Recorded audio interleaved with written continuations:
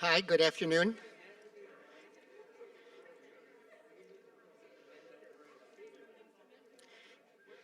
I'm Rick Jaffe. I'm president of the Westport Sunrise Rotary Club. We're up here on the right. On the left is our sister club, the Westport Rotary, our co-sponsor. As I said, I'm representing the Westport Sunrise Rotary. Um, our Rotary clubs the world over share many things in common, yet each one of us has its own unique expression. Rotarians raise money so that we can give it away. We're a social organization, but with a purpose. Our motto, service above self, attracts to Rotary the kind of key people who have helped to make Westport special. The co-founders of this State of the Town meeting, Eileen Flug and Jeff Weiser, are Rotarians. Jen Tooker and her predecessor as first select person, Jim Marpy, are Rotarians. And I fondly remember Rotarian Alan Raymond, the driving force behind the purchase of Longshore for our community, and the reason the Y is located on Alan Raymond Lane. Sunrise Rotary members are looking to make a difference, to help those in need locally, nationally, and abroad in these areas. First, local charities. We work hard to redirect the money we raise to the most effective not-for-profit organizations. Second, youth. Educational opportunities, scholarships, and awards.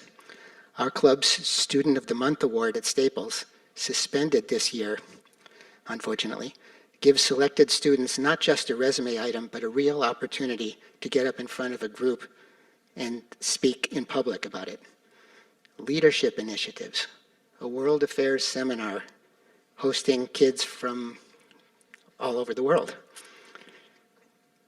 Just now, we're testing a program co-developed by our own member, an educator, to teach kids to be better problem solvers, and then to teach those kids to teach other kids to be better problem solvers. I'm very excited. Our third area of service is community service. Hands-on activities to improve the quality of life for people in our community. Our annual effort to clean up Exit 17. Blood drives. In non-COVID times, our Super Bowl weekend food drive at Stop and Shop has been a huge lift for the Homes with Hope's food pantry.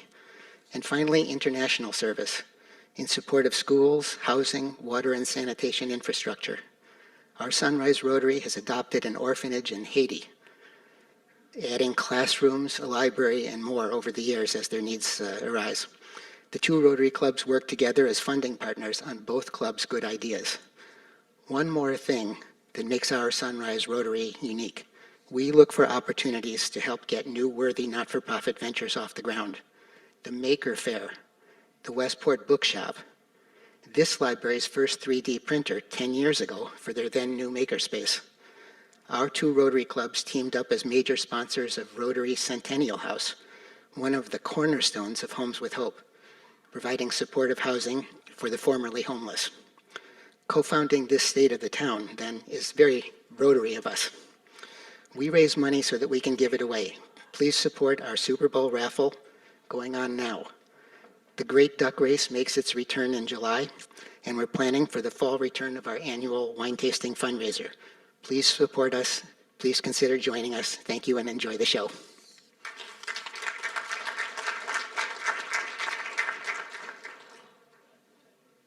Hello and good afternoon to everyone.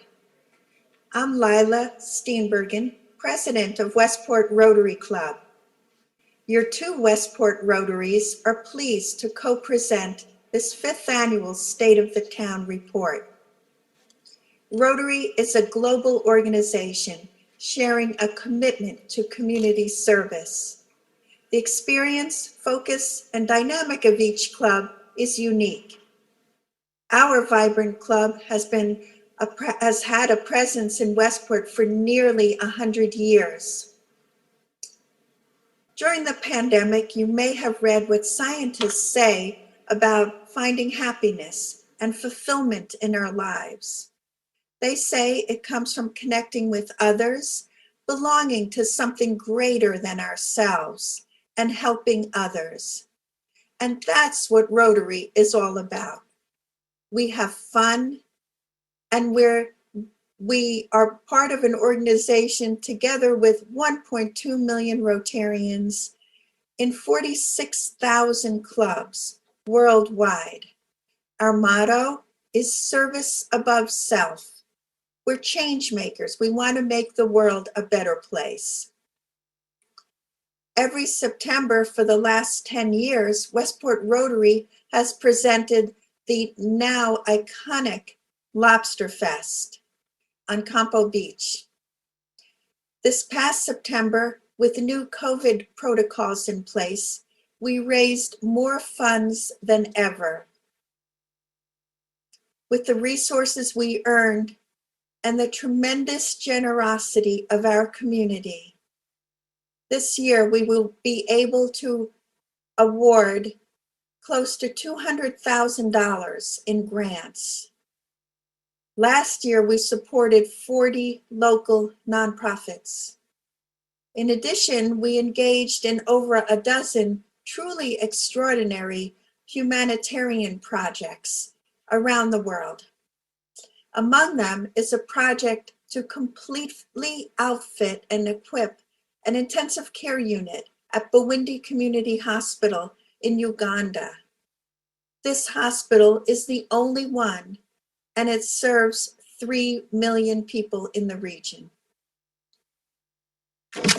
We also support Rotary's massive effort to eradicate polio. To find out more about us, please go to westportrotary.org. And we hope you enjoy this afternoon's State of the Town report. Thank you.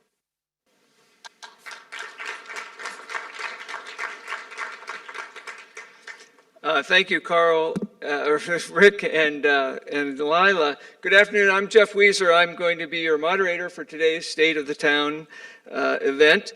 4 years ago, when Eileen and Flug and I were the presidents of the Sunrise Rotary Club and Westport Rotary Club, our clubs thought this State of the Town would be a great collaboration to help make Westport town government more transparent and hopefully interesting. I think it's worked very, very well, largely due to the involvement of our town leaders who are willing to spend their Sunday afternoon with us, and the involvement of all of you and your questions. And to that point, I would like to thank the library for being so accommodating, for having us here today, and all their staff who have been terrific.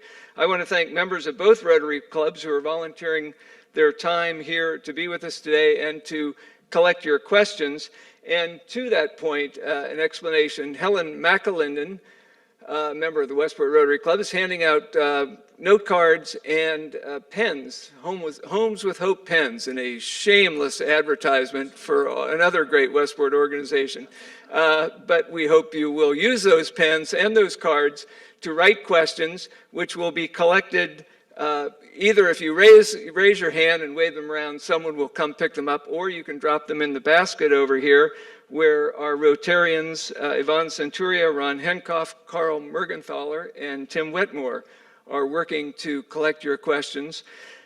They will collect those questions, combine them with the online questions that are coming in from our virtual audience, of which we hope there will be many, and they are going to combine the questions. So if you don't hear your exact question asked, I'm sure you will hear the themes approached, and we'll get through as many as we can and answer as many as we can to cover all the issues.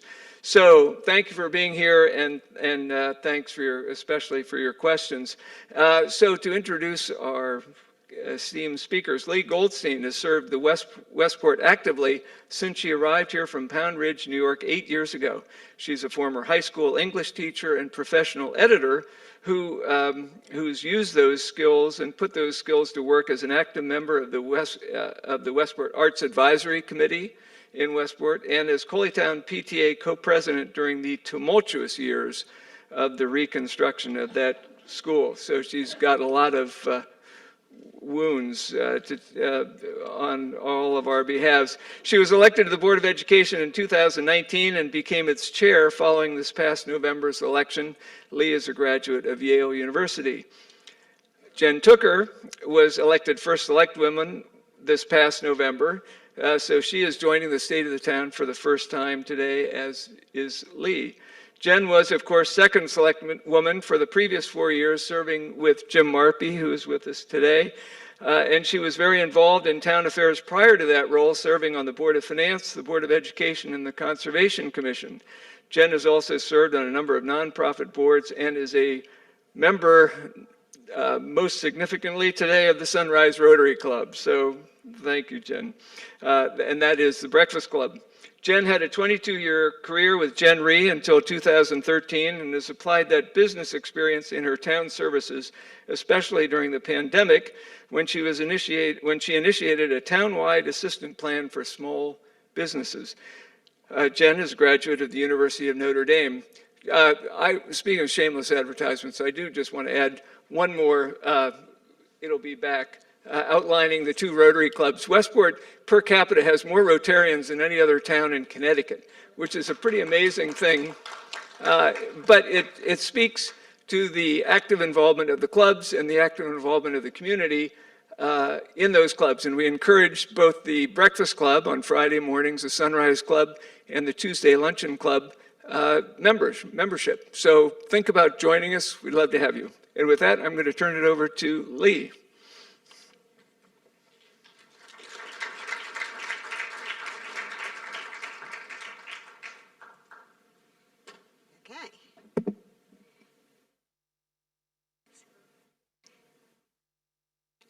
Good afternoon. Thank you, Jeff, and thank you to the Westport Library for hosting us and to both Westport Rotaries for organizing and sponsoring this event.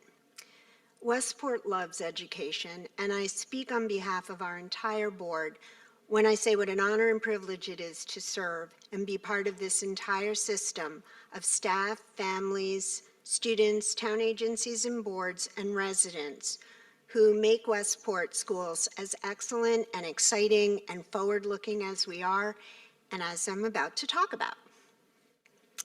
When I began putting this presentation together, I wasn't sure where or even if to include COVID. I know the truth for me, and I think for most of us, we're all so tired of it. We are done with COVID, but it's not done with us. It's still factoring into and presenting a challenge for us in running the schools.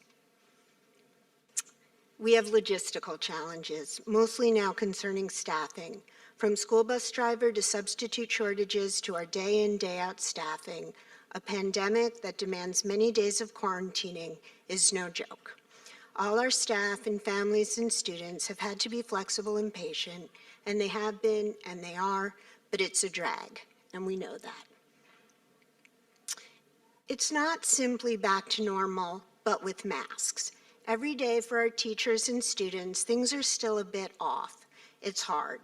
We all know that COVID has upended our lives in different and difficult ways. But I have these pictures to show. Even with the masks, you see our kids engaged in hands-on interactive learning. You can see them thinking and talking, gesturing and laughing. We're still doing school, ensuring educational continuity for all our students. Our teachers are remarkable educators, and this is what school looks like. Even regarding COVID mitigation strategies, we keep adapting and improving. In September, we set up tents and umbrellas so students can eat outside. It's cold to do that now. We have other ways to de-densify lunch, but setting up these tables has been both a great mitigation strategy and a nice way for kids to eat and socialize.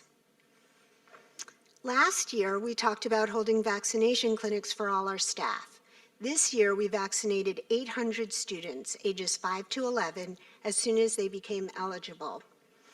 We had 2 vaccination clinics that we ran in a wonderful collaboration with town officials and local pediatricians. It takes a village, and we are an integral component of Westport's success with vaccinations. Our vaccination rates are much higher than the national average. We have at least 94% among students 12 to 17, and at least 54% of our 5 to 11-year-olds. As much as every teacher, student, and family has been impacted by and risen to the challenges of COVID, For the most part, with a lot of grace and humor, we have to recognize the work of our health services, our nurses, and health services director, Sue Lavasser, and we owe them a debt of gratitude. Despite COVID, our students are achieving at extraordinary levels. This is the awards portion of the presentation. Here they come. You see just a few, nice. You see just a few here, state and mostly national arts awards, newspaper and literary magazine awards, individual student awards, teacher awards, best school district and individual schools first place rankings by niche and USA Today and US World News, science awards, sports championships for both our girls and boys teams, music awards, National History Day awards, the list goes on, and I could have filled up a lot more slides.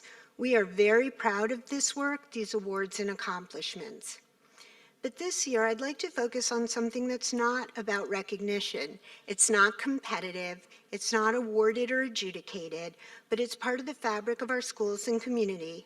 I'm going to talk about candlelight. Candlelight, in its 81st year, is so regular here, we almost take it for granted. I'm here to say it is in no way regular. Some pictures. It's always really good and beloved. It's a hot ticket in the audience. We see little kids, senior citizens, alumni who join in the last number, everyone in between. But this year it was jaw-dropping. At first I thought maybe because it was just such a pleasure to be listening to great music together, but no, it was a truly special concert, something you will not find in other public or private high schools, even in highly resourced districts. It's unique to Staples, to Westport, and I could have picked any number of fantastic work we do across our departments and co-curricular activities at each of our levels. I'm using candlelight as an illustration. Look at this Beethoven fantasy, and you will see a microcosm of what we do every day. Talented, hardworking kids supported by families in a community that appreciates the time and resources this level of accomplishment demands. But most of all, you will see the heart and soul of this school system, the dedication, professionalism, and absolute devotion and love of our teachers who make this all possible. Yet, we are not resting on our laurels. This year, in the midst of pandemic, no less, this continuous improvement includes all our K-3 elementary teachers being trained in Norton Gillingham reading instruction, which will enhance their teaching of effective phonics and decoding strategies. It is direct, explicit, multisensory, and prescriptive. This is a big deal. It's a significant tool in their practice kit and allows teachers to differentiate reading instruction in the classroom. On the math side, teachers are working with Think, mathematics, and methodology to make elementary math instruction more engaging and more focused on deep understanding. And it looks pretty fun. Also, we're developing our teachers in their responsive classroom practice, which is student-centered, social-emotional learning approach to teaching and discipline that is designed to create safe, joyful, and engaging classrooms and school communities. By the way, we get questions, what are you spending for consultants? What's that professional development line in the budget? This is the lion's share of that answer. We spend that money so teachers can work better with students. At the high school, we've piloted what next year will be a state-mandated course to offer, not to take, to offer, a new social studies course about African American, Black, Latino, and Puerto Rican studies. It's been very well received, and here you see some examples of student work. We've added 2 new classes for next year, both college level, an early college experiences course in American pop music history and culture, and a second AP computer class. We have one currently, and going forward, we'll have 2. And for students post-high school, we've developed and implemented the Westport Connections Transition Program, a program designed to meet the special education needs of students aged 18 to 22 in their home community, in partnership with Fairfield University, the Westport Department of Human Services, and many welcoming local businesses. Here we see students at MOCA, Fairfield U, and Wakeman Town Farm. The successful launch of this program is a credit to our community's dedication to people with disabilities. Maybe most substantial, but impossible to picture on a slide, across the whole system, we've adopted a new curriculum revision and writing process, and we're currently devising and implementing a consistent program evaluation process. We have invested in program services and resources, talk about the arrows coming at me, the wounds, to continue to enhance the exceptional education we offer in Westport. Now, we are also on a path to ensure we have educational facilities that keep up with our needs. As in many districts, our school buildings were constructed decades ago. While we have prioritized investments in educational programming, it's time to focus as well on renewing our buildings through a combination of preventative maintenance, upgrades, and enhancements that support how we want to deliver education. Coley Town Middle School was the first chapter in this story. Last year, Candy and Jim had the pleasure of announcing that we just about finished fully renovating CMS. The building welcomed back students in January 2021 after a joint effort from the town and school district. After a year with students in the building, I thought you might like to see what some of the Coley Town students and families think. Here are just a few more pictures. This is the renovated library, the cafeteria. You can see the windows, how bright it all looks. Since the reopening of Coley Town, we've taken a two-pronged approach to looking at our facilities. First, accelerate and address the most critical needs, kicking off projects to replace roofs at Staples and Saugatuck, as well as conducting a comprehensive assessment of long lots, a building where the aging and disparate systems combined with physical indicators to clearly warrant a pressing need for evaluation. And second, develop a facilities master plan. This includes taking stock of all our buildings to prioritize and sequence investments in our facilities, including necessary upgrades, comprehensive preventative maintenance, enrollment forecasts, and educational needs.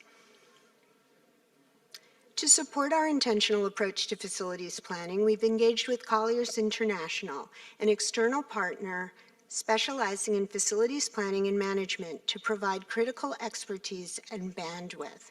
We also continue to look for opportunities to partner with the town, and in all our eligible projects, we pursue state reimbursement to get money back.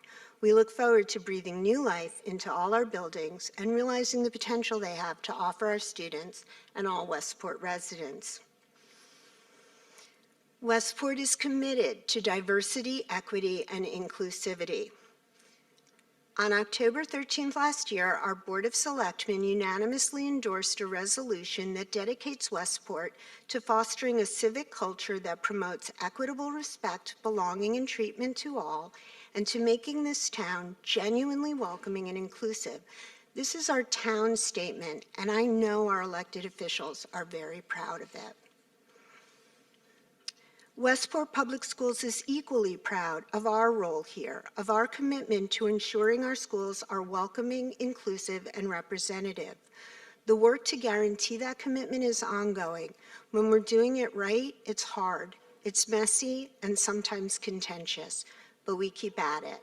Last spring and into this past fall, we partnered with educators from NYU Metro Center. They facilitated a study committee of mostly educators and some community members to look at disproportionality in our schools, to investigate a persistent and predictable pattern of different outcomes for students of color and students with disabilities, and pose the question to Westport educators, why is that, and what can we do to redress it? The first answers to those questions, an initial report, will soon be complete. Our partners at NYU gave us the first draft, our core team has offered feedback and revisions, and we're waiting for NYU to send back the final version. We'll discuss, and if I know Westport, debate that final report publicly, robustly, and then use it to guide our faculty in action planning so that all our kids can access the curriculum and co-curricular activities that most interest and suit them, so all our kids can flourish and meet their full potential.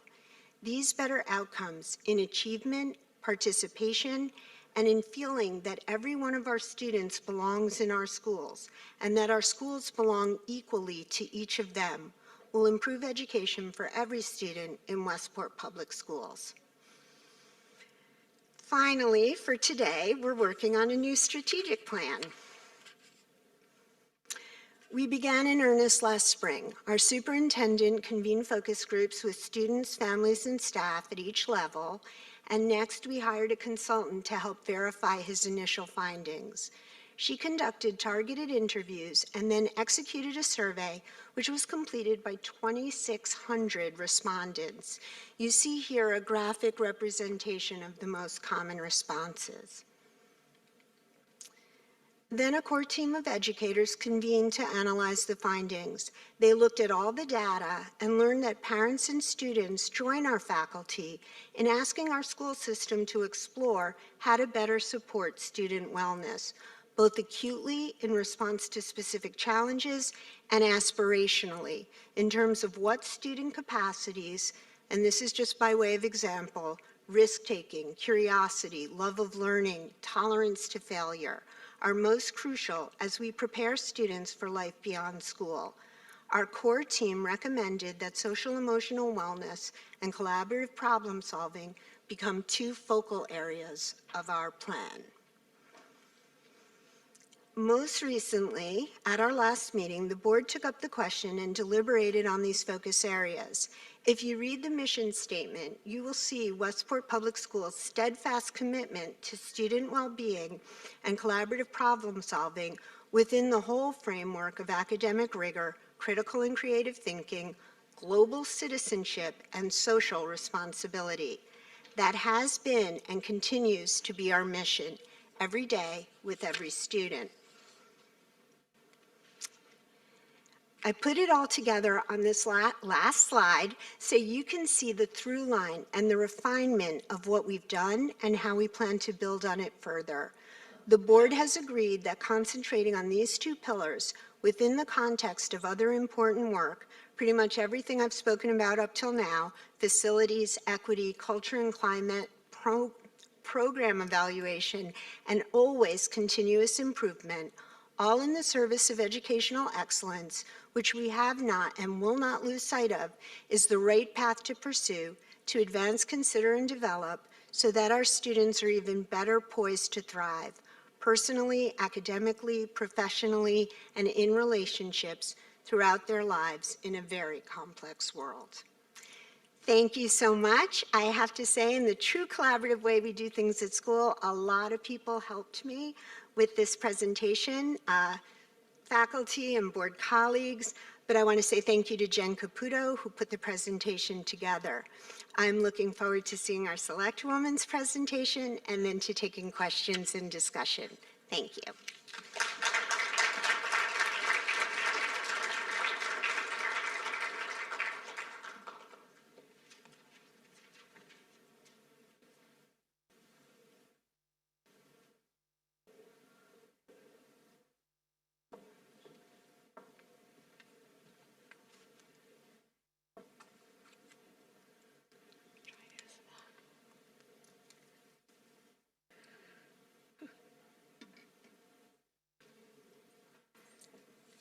All right, good afternoon. Thank you all for being here.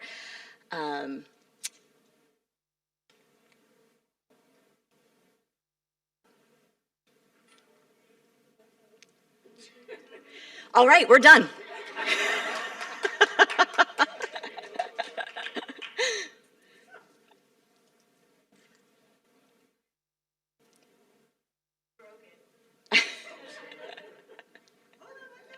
I'm holding on, I promise.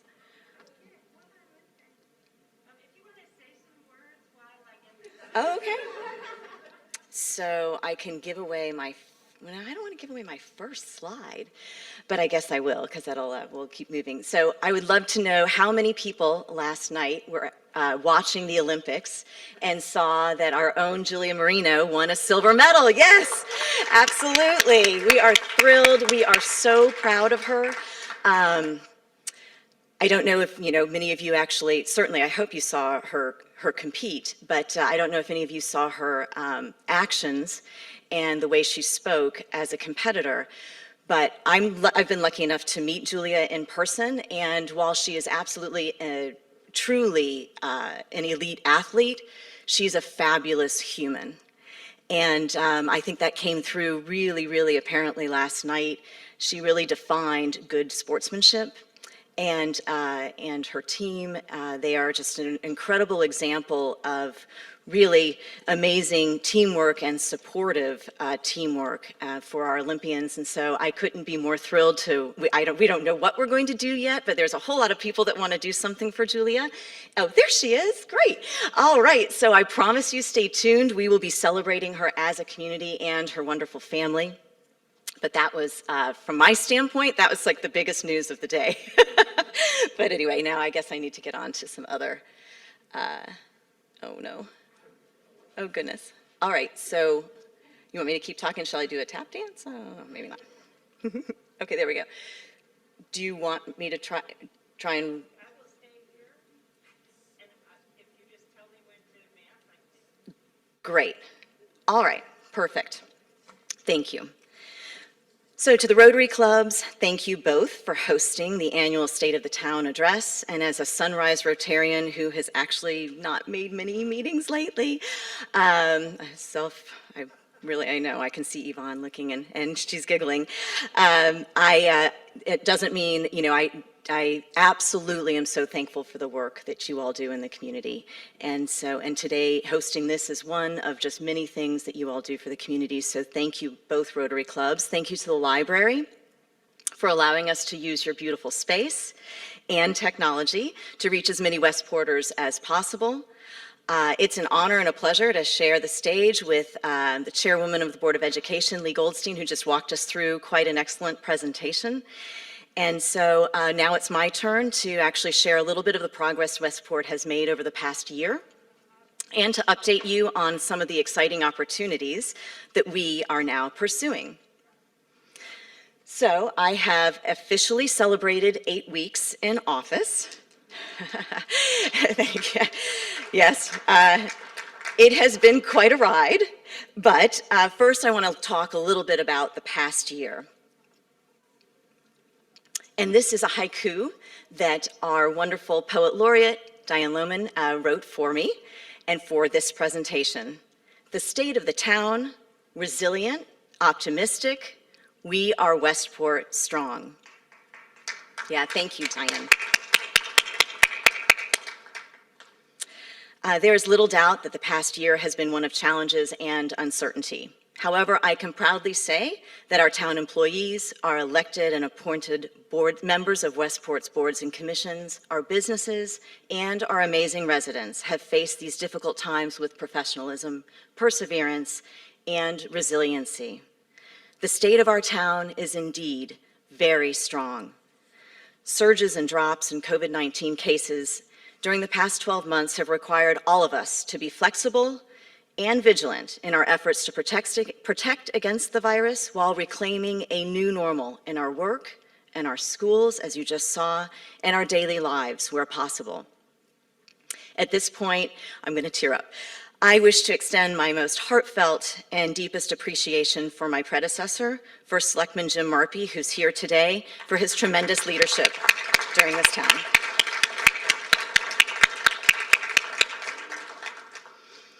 Our administration has and will continue to follow the data and the science and the recommendations from the state and local health experts to enact policies that mitigate risk while also, and this is critically important, allowing us all to return to the activities and the way of living we expect and deserve.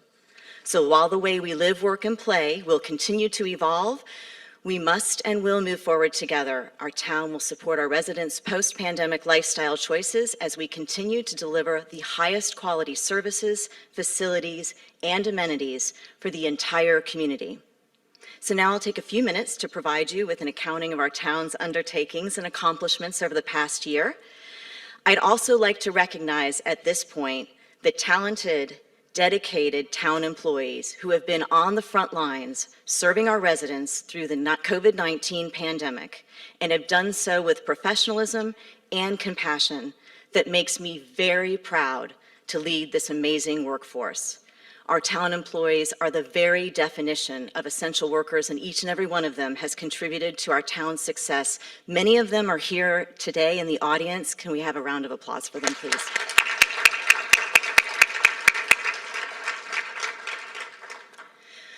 So a few of our updates. In Town Hall, our Human Resources Department had a very busy year recruiting candidates to fill 29 important positions in a very difficult job market for employers, as you all know. We are competing with other towns and businesses who are experiencing worker shortages.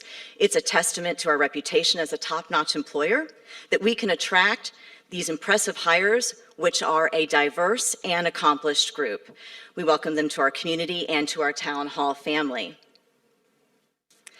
Several of these terrific new hires have joined us in the tax collector's office following the retirement of some longtime employees, and the department is now under the direction of our new tax collector, Christine Allison. This year, the department saw a marked increase in online tax payments compared to the year before, and we will encourage that trend to continue.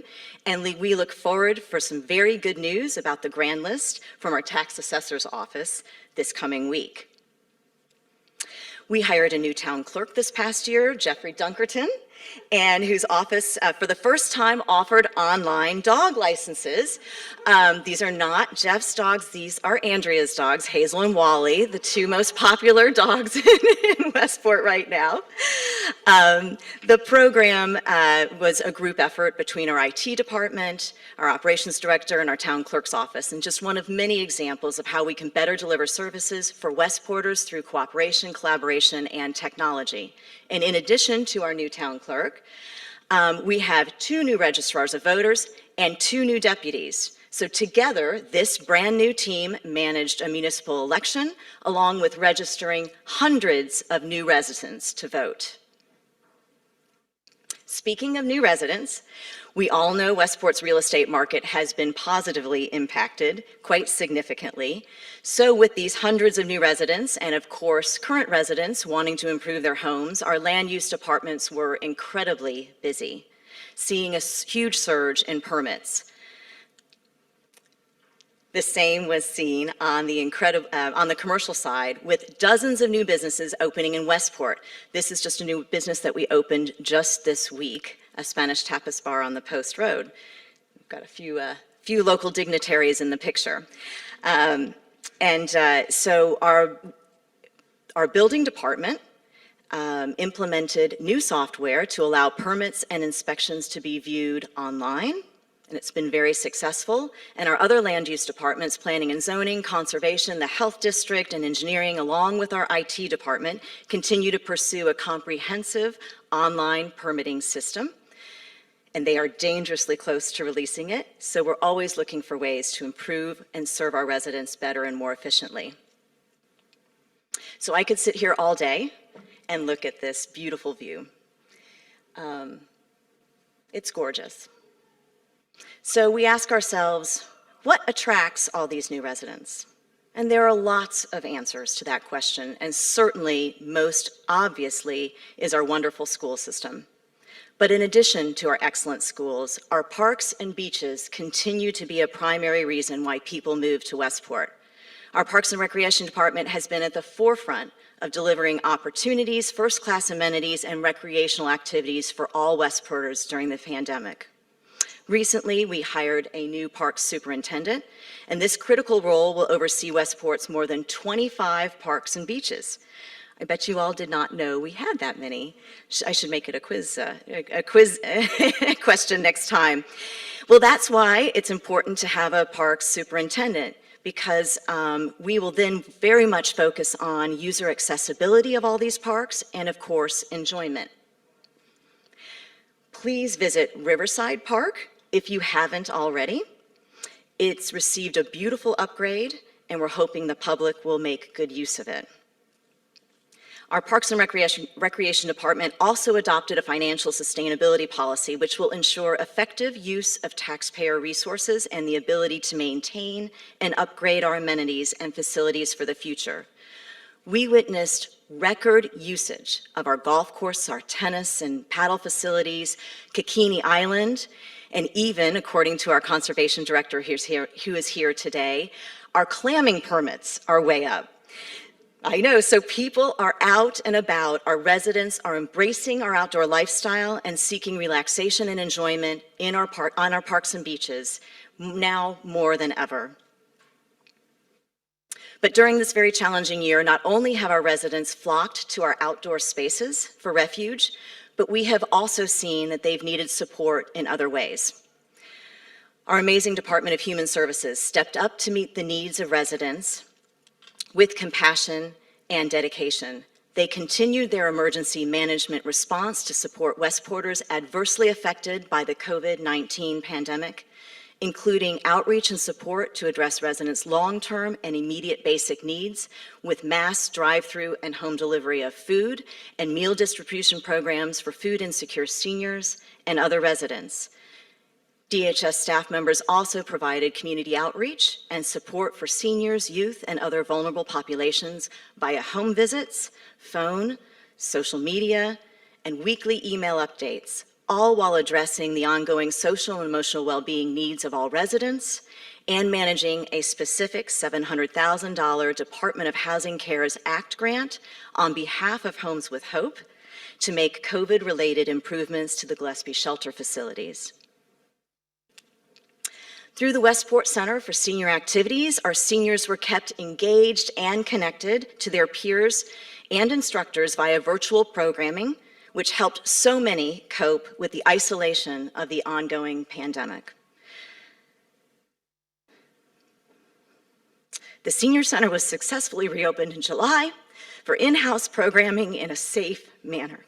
Staff also assisted seniors with obtaining vaccination booster shots and in obtaining test kits as the Omicron variant spread. As mentioned before, we've had a huge surge in new business openings, many being restaurants. Along with the Chamber of Commerce and the Westport Downtown Association, the Planning and Zoning Department has worked tirelessly with business owners during a very challenging year. They facilitated existing restaurants to stay open and new restaurants to be established, contributing to a restaurant renaissance. I think you're going to hear that word more than once in Westport.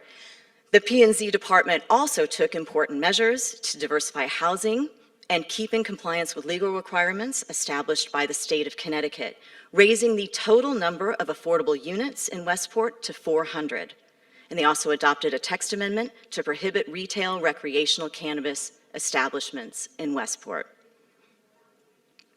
So I mentioned before that our town employees are truly essential. Without them, Westport simply doesn't work. Our Department of Public Works is in many ways the backbone of our town. They are out there every day, strategically planning for our future, fixing our roads, plowing our snow, upgrading our infrastructure, repairing our sidewalks. You name it, they do it. This past year, for the first time, the town's Department of Public Works took over responsibility for paving our school parking lots. So in addition to paving 6 town parking lots, they paved 4 school lots as well. And about 10 miles of road. And additionally, they have undertaken dozens of infrastructure projects all around town, including almost 1.5 miles of sidewalks, numerous complicated bridge projects, and sewer upgrades.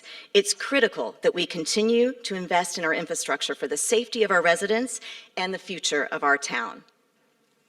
While upgrading our infrastructure and planning for the future, we consistently look for opportunities to be a more sustainable community. We received quite an honor this year, as we were awarded silver certification from Sustainable CT, one of very few municipalities across the state, and this is the highest honor. Thank you to the efforts of former Operations Director Sarah Harris, virtually every single town department head, numerous local nonprofits, former First Selectman Jim Marpy, and especially the leadership of Sustainable Westport. Everything from converting our streetlights to LED to increasing the number of electric vehicles in our town fleet, and specifically in our police vehicles, has enabled us to achieve this status, and we will continue to work towards a sustainable future together. So speaking of the future, this kind of looks like something out of the future, doesn't it? This is a snapshot and a picture of our new dispatch center. In coordination with the town of Fairfield's IT, police, and fire departments, we upgraded our police and fire department network to communicate with the newly created state-of-the-art joint dispatch center that will open for business very soon. This new venture will allow us to continue to deliver effective emergency services while providing long-term cost savings. Identifying opportunities for coordination with surrounding towns like this will continue to be a priority for us going forward. In addition to all the other first responder activities our firefighters do, they received COVID-19 vaccination training in early 2021, which enabled them to provide vaccinations at clinics for Westport Public Schools and the Aspetuck Health District. Firefighters administered over 5,000 vaccinations at these clinics. We are incredibly proud of their life-saving work. More of Westport's finest, our police department continued to protect and serve our community with integrity, kindness, and effectiveness in the midst of this global pandemic. Strict, proactive, protective measures allowed the Westport PD to maintain high levels of service despite COVID-19 infections raging. Importantly, our police department continues to meet and exceed the requirements set forth by Connecticut's Police Accountability Bill. We are extremely proud of our department's record of conduct and their ongoing commitment to transparency, including the installation of a civilian review panel and the approval of an upgraded body and dash camera project. The effects of the pandemic have been keenly felt by our EMS staff. They continue to walk into medical emergencies with courage and purpose, never knowing what they will face. I witnessed their unbelievable professionalism firsthand when I called 911 3 weeks ago yesterday. My dad was suffering what we thought was a mini stroke, but ended up being a life-ending heart attack. The entire team, EMS, our police, our fire, were kind, considerate, swift, and decisive. Exactly what you want. I couldn't be more impressed and more grateful. So, as you can see, our town has a long list of impressive accomplishments and goals that have been reached during the past year, a year filled with daily uncertainty. The town staff exhibited true resilience and continued to deliver the high standards of service the community demands and deserves, while taking on initiatives that are critical to the future of our town, all while managing a global pandemic. So, let's talk a little bit about the future, and let's talk about those priorities. And at this moment, I'd like to take the opportunity now to thank a newly elected Selectwoman Andrea Moore, who's here with us today, and Candace Savin, I didn't see walk in, anyway, for their leadership as we move forward. The opportunities before us are very exciting. Oops, sorry, we'll stay on downtown. Downtown, I won't look over, I know I did the sign, I'm sorry. We're ready to engage in upgrading our downtown. This will be a multi-year staged effort, starting with changes to Parker Harding lot along the river, then moving to the other side of the Post Road, to Jessup Green and the Taylor lot and the Taylor Place section, and lastly to the Imperial lot behind the library. Additionally, the Baldwin lot, which sees a tremendous amount of use for downtown shoppers, will undergo a much-needed repaving in the next couple of months.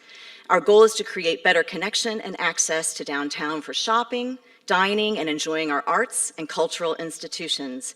It will also allow us to activate our beautiful riverfront for the use of residents and visitors alike. The Longshore Capital Improvement Plan will kick off at the February meeting of the newly constituted Parks and Recreation Commission. With our new partners at the Inn at Longshore, the time is right to move forward with a comprehensive long-term plan for this treasured Westport facility. We're excited for this process to commence and to seek the input of absolutely all stakeholders, because we know that these changes will benefit the community for decades to come and help keep Westport as one of the most attractive towns to live in and visit in the region. Traffic and pedestrian safety is a key priority for residents. We heard that many times last fall. So of course it is for this administration as well. We will approach these challenges in a holistic way by first looking at issues in our neighborhoods. Prior to creating a new Traffic Advisory and Neighborhood Safety Commission, we will be hosting a number of public meetings for each of the town's 9 districts. These public meetings will enable us to receive real-time information about challenges and opportunities in each town neighborhood, and will ensure that the concerns of our residents are heard, because our town experts from police, fire, public works, and planning and zoning will be in attendance. So these meetings will be held, I have to put my glasses on. I was trying to do the whole thing without my glasses, but I can't. Oh, now I look like an old lady. So anyway, excuse me, these meetings will be held through the spring and early summer. Please look for details. Running concurrently, we have prioritized a number of sidewalk projects for the next 2 years, completing some connectivity around our schools and downtown. We know walking has become important to our residents through the pandemic and beyond.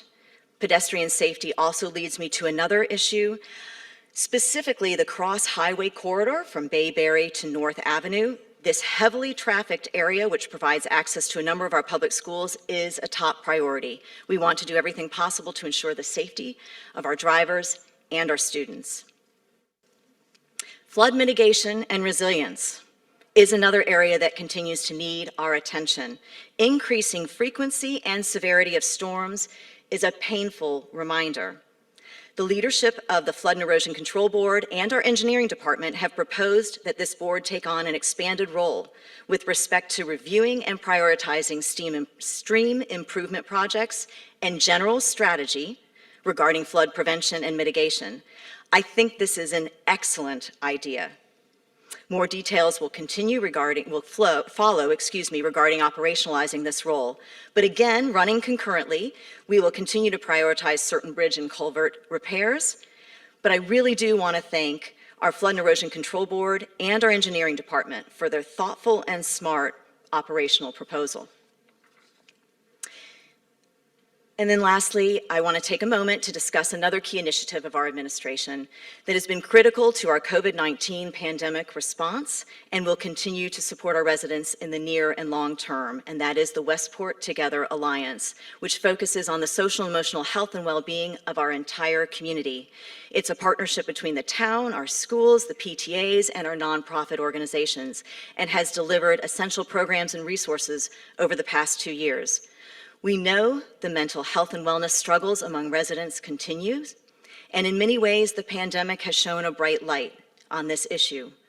We are committed to bolstering the Westport Together Alliance and to ensure every Westporter knows they have access to the support and resources they need. So, a concluding haiku from our wonderful Diane. Facing challenges, seizing opportunities, supporting our town. Thank you again to the Rotaries for hosting this event, to the library for the beautiful venue and technology again, and to all of you for attending and giving me the opportunity to discuss the progress and the promise of this town we all love. We will continue to wake up every day and work hard to ensure Westport remains the best place to live, work, and play in the region, and that you know that this is where you belong. Thank you, and look forward to your questions.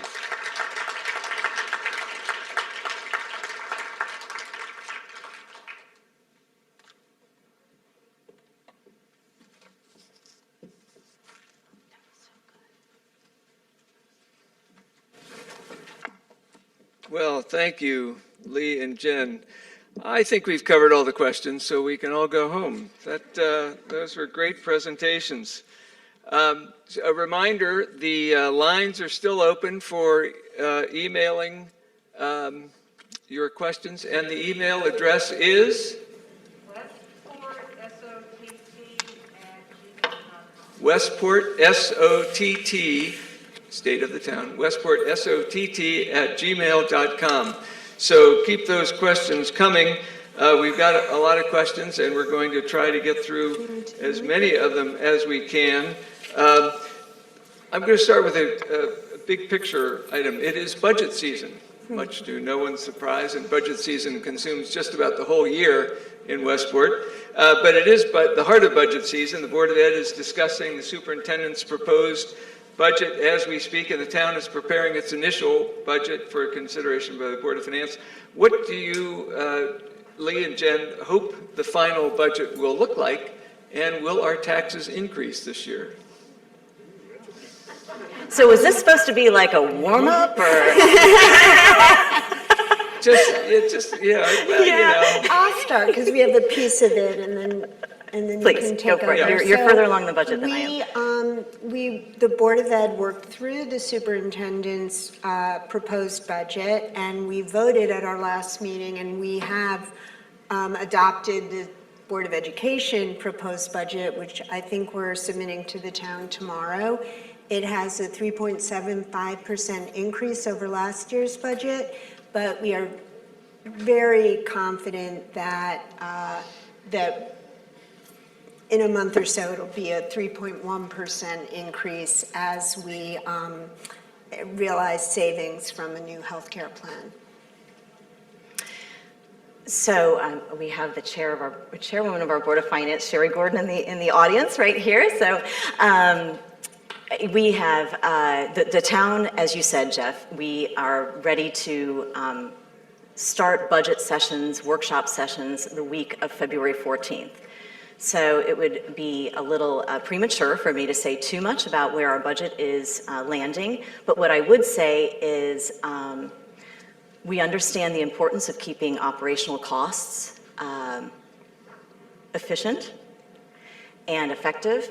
And we understand the importance of the mill rate to our residents and keeping that steady.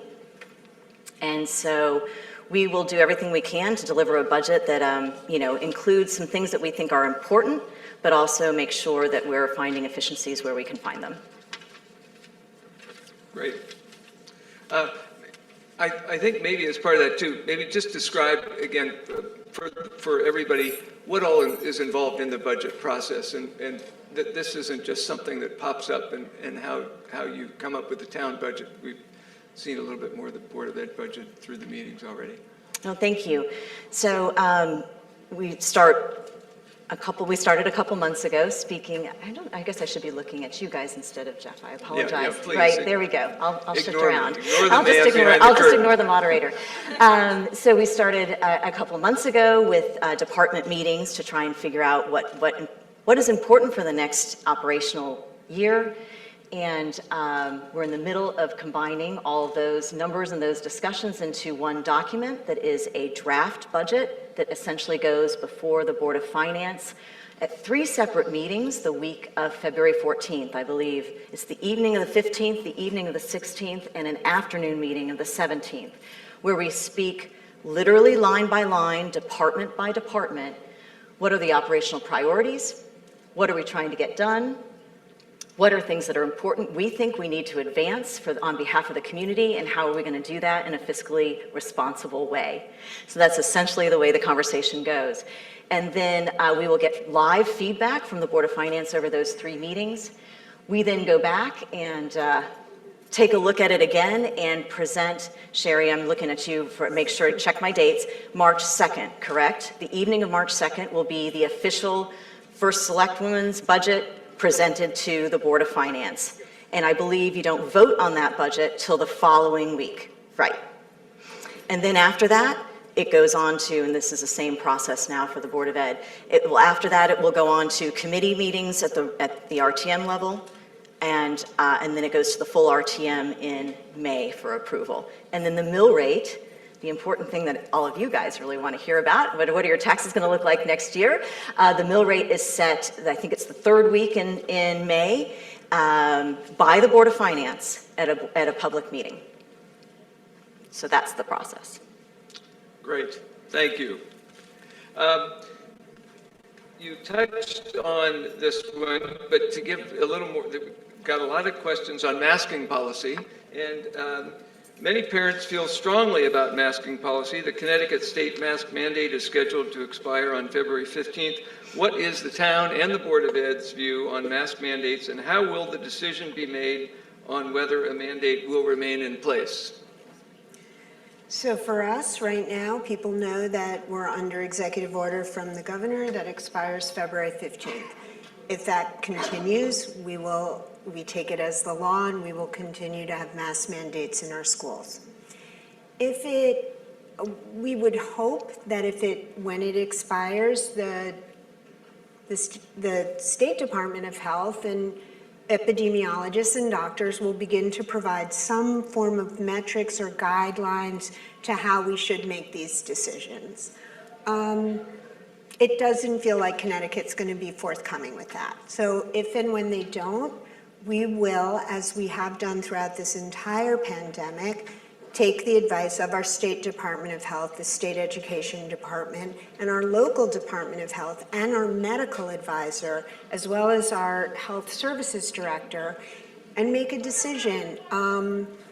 As this pandemic has progressed, we have, as it's been safe and responsible, lifted mitigating strategies. That's been our path through this whole thing, and we'll have to talk about how we switch from dealing with COVID as a pandemic to an endemic, and what our ultimate goals are, and how we sort of approach an off-ramp for universal masking when that's safe and appropriate. So just to kind of, Lee answered the question probably mostly on behalf of the town and the schools, interestingly enough. But what I will say, just to be clear, our mask mandate in Westport right now is only for town-owned buildings, which essentially for the public really means this building and the senior center and those visitors that we have to town hall. And so that is how, when we think about taking away that mask mandate, as Lee said, it's going to be a combination of advice from the state level, advice from our local health district, and just to give you all comfort, it's not like we kind of did that. I guess it was right before right before Christmas that we instituted that mask requirement, and then we all sort of go on our merry way. We have a COVID emergency management team that meets every week, where we have a combination of emergency management directors around the table, as well as our health director, as well as a representative from the administration of the schools, to talk about this issue and other issues related to COVID on a weekly basis. But as Lee said, it's going to be a little bit of an iterative process. And it won't look exactly like the last time we took away a mask mandate, because quite frankly, we're more vaccinated now than we were even in the fall as a community. That plays into it. We've had COVID run through the community pretty heavily. So from that standpoint, we've had high rates of infection over the last couple of weeks. So that's a different data point than before. So it's definitely an iterative process, and we will communicate as soon as we have a decision. Great, thank you. An interesting question. It seems like crime is up. There are car thefts, break-ins. Our police chief is here, and the police are very well represented here. And they certainly probably could answer this better, but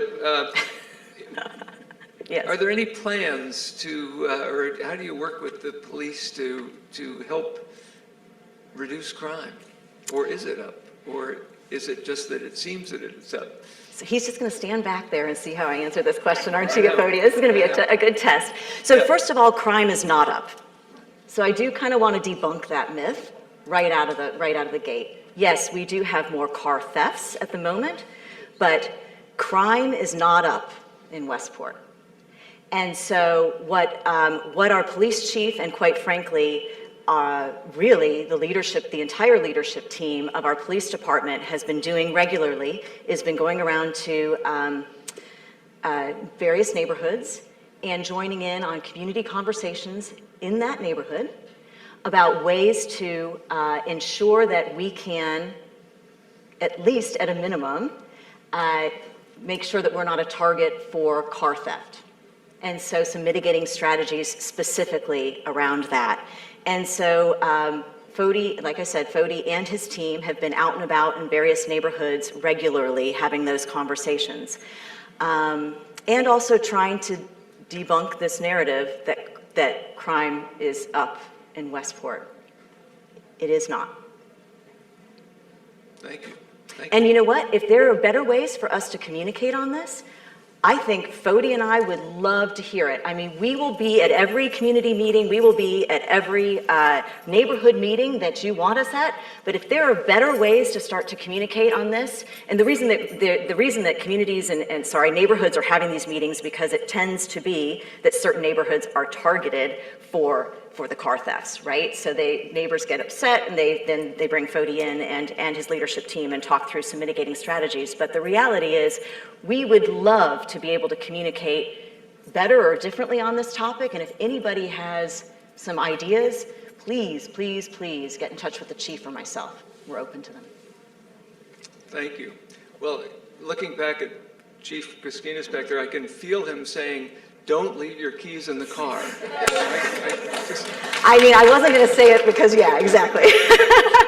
I can feel it coming That's at me. So That's right. Thank you, Jen, and thank you, Fody, for that inspiration there. Another important topic, and a very current one, Team Westport. We've received many questions about Team Westport's membership, governance, role, and influence on town government and the Board of Education. For both of you, please comment on your view of Team Westport's role in the town and whether any changes are appropriate. Do you want me to start? Sure. Okay. Seems like I was just looking through because I want to be really specific in my comments here, because it's sort of a specific conversation. So I am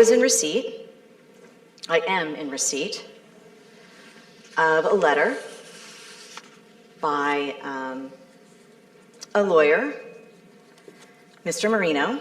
I received it on Monday, January 31st, and it alleges a number of violations, existing violations to both the Westport Town Charter and state law regarding the membership of the Team Westport Committee.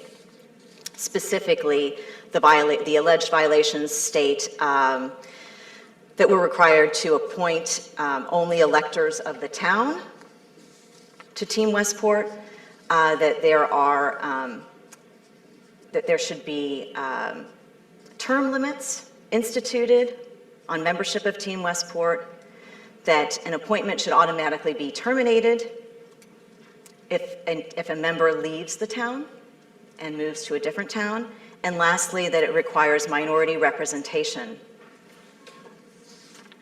on the Team Westport committee membership. So where we are in the process is I've asked our town attorneys to respond to these allegations. I have not received that response, so I really can't say anything at this point. This is the legal route that has been taken, and so that's where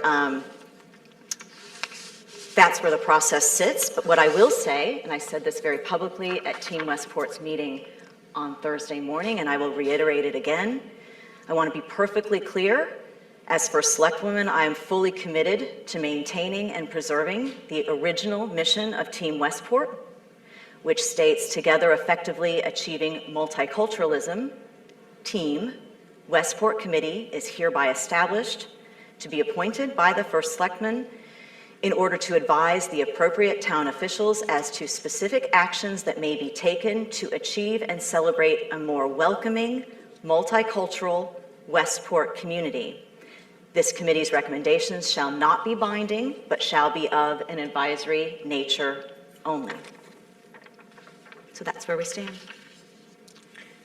So for the schools, we have a very rich and long partnership. This is less of a legal answer. We have a very rich partnership with Team. That advisory capacity is very important to us. People are throwing around words like infiltrating and influencing, making your policy. It doesn't work like that. I think Team would be shocked if they thought that we were their slavish adherents, just doing whatever, Team tells us to do. The Board of Education shares Team's commitment to multiculturalism, to lessening or eradicating racism, homophobia, anti-Semitism, xenophobia, all kinds of, the word we use is othering, to make people feel as though they're less important or don't belong here. The board wants to do that too. I don't know if people know who goes to Team meetings.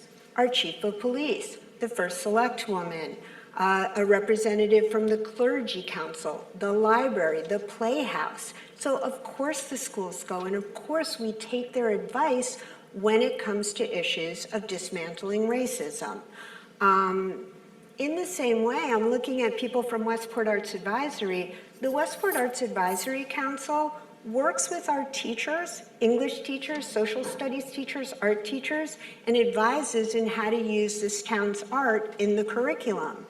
And members of the Westport faculty, Steve Zimmerman, the head of art and music, attends Westport Arts Advisory meetings. So when people talk about the process, we have that process in other groups. So I have to wonder, why is Team Westport under attack? When going back, before I was elected to the Board of Ed, Karen Klein was a long-term Board of Education liaison to Team Westport. When I joined the board, Karen said to me she knew I was interested, would I like to become the liaison? At a public meeting, we discussed that, and I was appointed by the board in the same meeting where we appoint to CABE or CRAC or our committees. I realize we haven't done that with our new board, and maybe we should. The new board can appoint me or appoint someone else or decide we don't want a liaison. Any board member can make that motion and we'll vote on it, because that's how democracy works.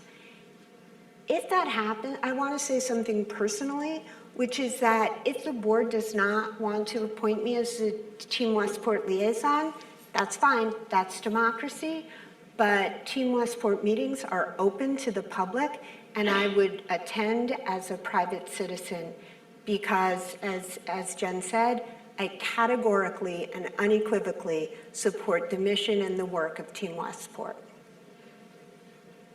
Yeah. Can I make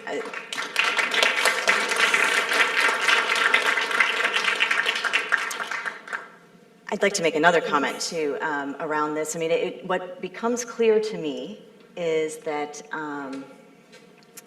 this community wants to really have some constructive conversations on some very difficult topics. And it's been a while since we've done that. We have a great history of doing that, and we haven't really done that recently. And so watch this space. That is something I think that's going to be very important as we move forward as a community, to really engage in constructive discourse on some difficult topics. And I look forward to, and I'm going to look at the executive director of the library, because I want to make sure, I know that there are a few of us that are talking about some ideas on how to structure these and how to bring them to the public and bring them to the community. And I'm really looking forward to doing that, so we can have some great conversations in the way we know how to have them as Westporters. Great, thank you. I was going to move on to another one of those particularly difficult topics, but I'm going to give you a break for something that maybe is more directly answerable. What is the schedule for dredging the Saugatuck? Or is there any, and are there any environmental implications for doing that, or what's happening there? Oh, Jim, you want to help me on this? Okay, so here's the deal. I couldn't agree more that dredging the Saugatuck is important. It's important to the community and it's important to environmentally to us. It is a complicated project, which is exactly why it hasn't happened yet, and which is why it's going to take some time for it to happen. It is a federal, state, and local project with permitting because of the complicated environmental issues, with permitting at all levels and funding at all levels. And so what I will say is I do know that Jim Himes, thanks to Jim's work and Sarah Harris's work and Pete Rakovich's work, our federal delegation is very knowledgeable of the fact that this is at the top of our list when it comes to what we need their help on. And so I feel really good about that piece, but I do not feel good promising a date by which this will be done. So, but we know it's important. We do. I promise you that. Is there any chance of figuring out a way to get bike trails through Westport? So Another question that might not have hit you in your first 8 weeks, but so this is a vexing topic, bike trails, because our roads are narrow, and there isn't a whole lot of opportunity to expand our roads unless we're going to take people's private property. And so this is, we fully intend, we heard actually a lot of very serious feedback on this particular issue, not only on the issue of sidewalks, but certainly on bike safety through the fall. We really want to vet out truly where could we actually put some bike lanes where it would make sense through these neighborhood and 9 district meetings, and then see where it leads us. We do have some money in the 5-year capital forecast to also have kind of a strategy, a town-wide strategy looked at in relation to bike lanes, because as you could imagine, it really it impacts the whole town, how we think about this. But we heard residents loud and clear that this was important, and we want to tackle it through these neighborhood 9 district meetings first and see how we bubble it up to a town-wide strategy. It's not going to be easy, though. That's way more difficult than sidewalks. How about the dredging? Ooh, that's a tough one. Probably even more difficult than dredging. all right, back to the tough ones. Not that those are easy, but the strategic plan, the Board of Ed strategic plan. There have been a lot of questions coming in from the virtual listeners about strategic plan for Westport's public schools. Questions range from the decision to hire the NYU Metro Center, which you referred to earlier, as well as the potential adoption of social emotional learning in the curriculum. Lee, could you comment on the status of the strategic plan and the process to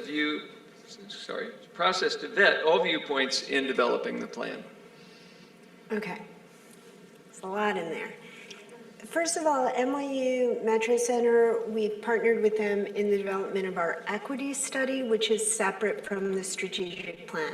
There will be places where our equity study dovetails, but at this point, those are two separate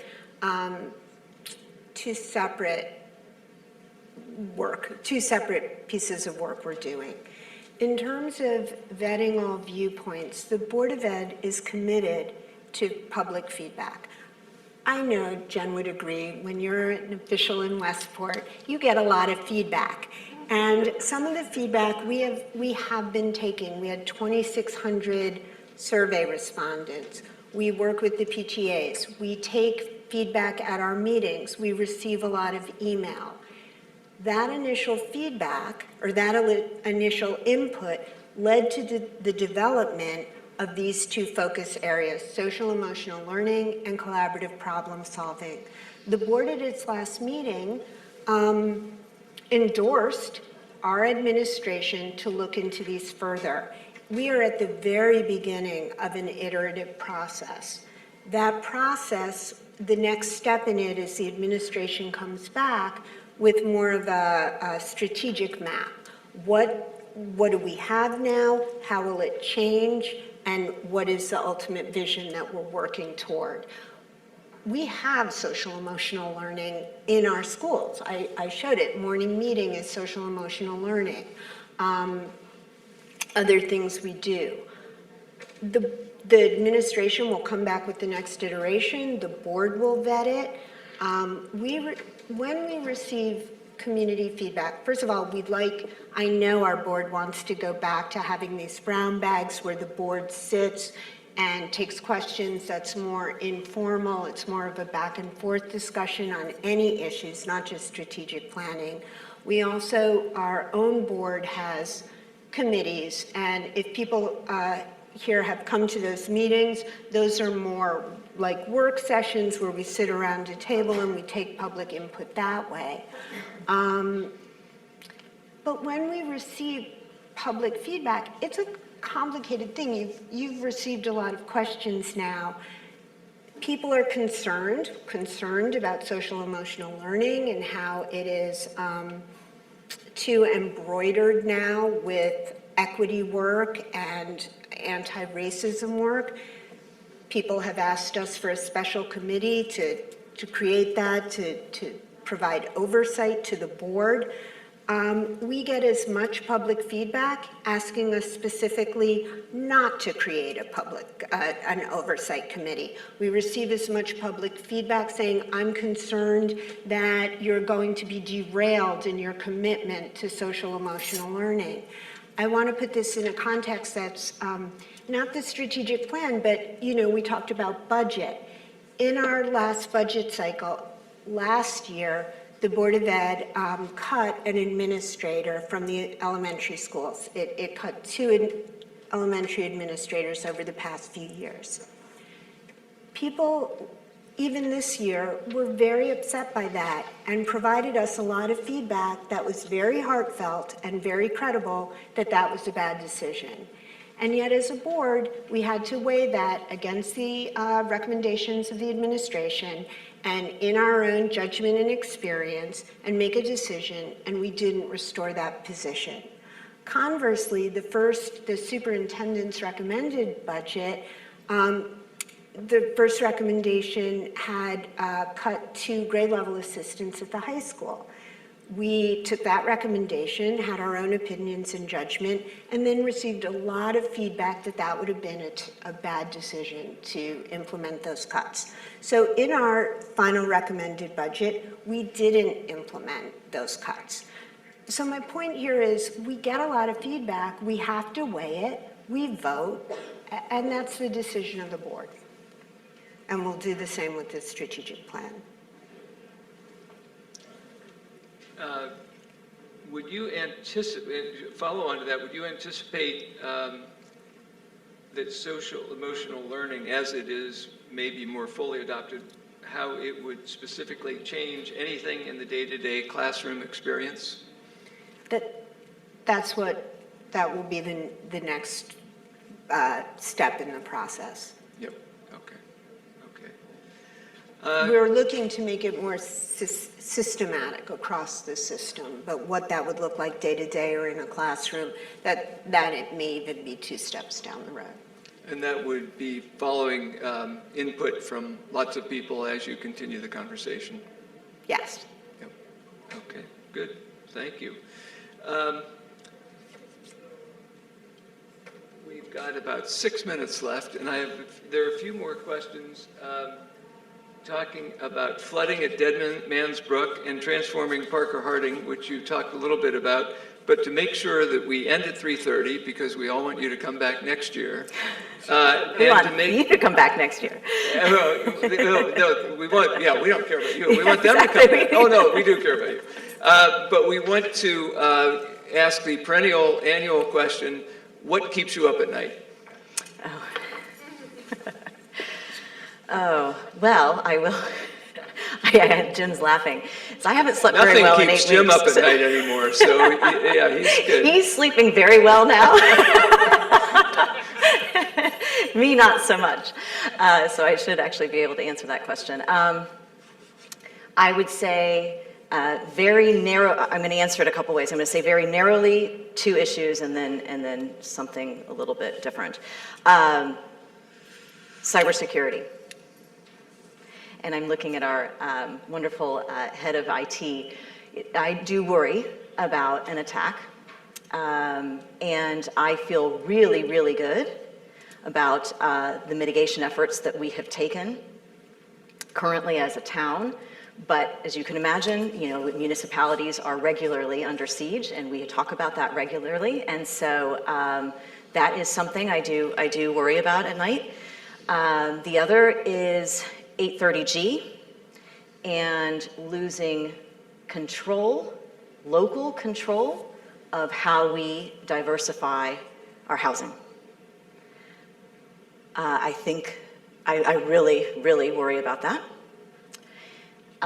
So those are kind of 2 Westport-based issues, and I guess just generally, what keeps me up at night is the lack of, currently, civil discourse. I think, there are lots of things that we are proud of as a country and certainly as a community, and one of those was always that we could air our differences and have construction conversations around our differences. And many times we could do that in a way that actually we all learned something, and many times solutions came out of that very exact process, is to sit around the table with people you don't necessarily agree with, but have a constructive conversation about it. I'm really concerned that as a country, we're struggling with that concept. And as a community, I think we can do better as well. So I lose sleep over that.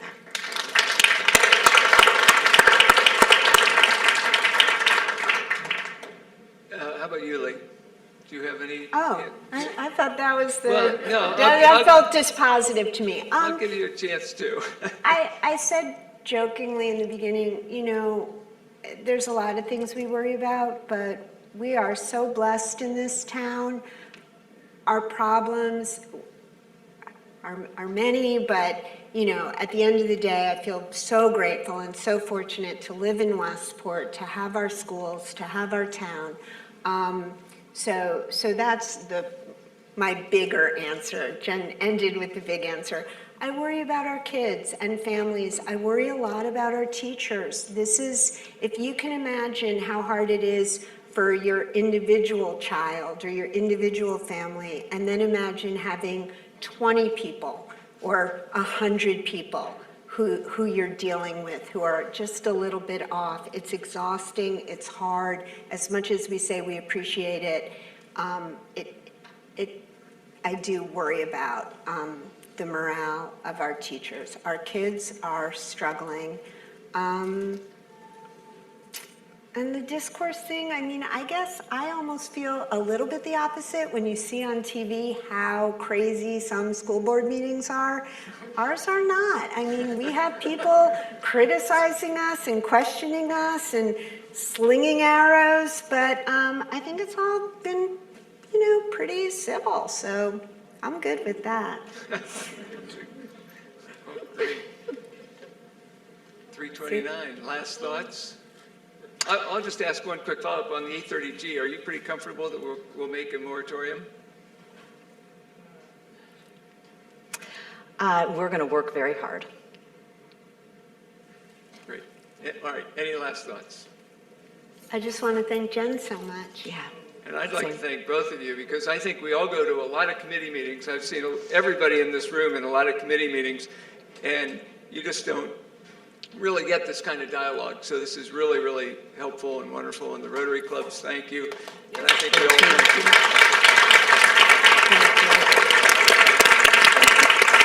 That's a wrap. Thank you. Thank you.